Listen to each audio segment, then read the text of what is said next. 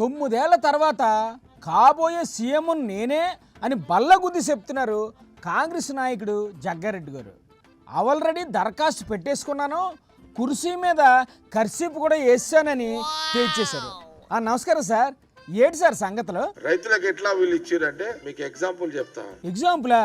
చెప్పండి. హోటల్లో కూర్చోగానే హోటలోడు మనం మీల్స్ కూర్చోగానే వాడు ముందు గ్లాస్ పెడతాడు, తర్వాత ప్లేట్ పెడతాడు, మళ్ళా ఒక 10-5 నిమిషాలకు వాడు గ్లాసులు నీళ్లు పోస్తాడు. కూర ఒకసారి, అన్నం ఒకసారి, రొట్టెలు ఒకసారి. ఇప్పుడు ఇదంతా ఎందుకు చెప్తున్నారు సార్? కేసీఆర్ అట్లా. మరి రేవంత్ రెడ్డి ఎట్లా? సీఎం రేవంత్ రెడ్డి గారు ఏం చేశారు? అదే ఏం చేశారు? ప్లేట్లు అన్నం పెట్టి, గ్లాసులు నీళ్లు పోసి, కూరగాయలు అన్ని వేసి ఒకటే ఇట్లా ప్లేట్ ముందు పెట్టేసాడు. అంటే ఇమీడియట్ అన్నం తినుకుంటూ నీళ్లు తాక్కుంటూ అట్లా ఎట్ ఎ టైం డబ్బులు వేసేసాడు. ఇదంతా వదిలేండి సార్, అసలు మీరు సీఎం ఎప్పుడు అవుతారు చెప్పండి? అంత ఈజీగా ఇప్పుడు రేవంత్ రెడ్డి ఇన్స్టట్లేడు. అలాంటి ఎలా సార్?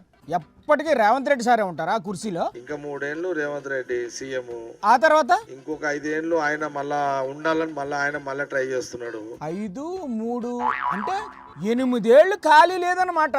మరి మీ సంగతి ఏంటి గురుగారు? మీరు ఇంక సీఎం కారా?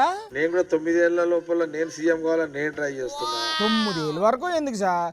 2028లో కావచ్చు కదా. ఆల్రెడీ దాని దరఖాస్తు పెట్టిండు కదా.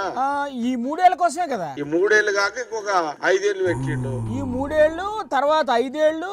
మరి మీకెప్పుడు ఛాన్స్? ఆయన 5 ఏళ్ళకి దిగిపోయే టైం నా దరఖాస్తు ఉంది తెలంగాణ ప్రజల దగ్గర. అవుతారు సార్, మీరు ఏదో ఒక రోజు సీఎం అవుతారు.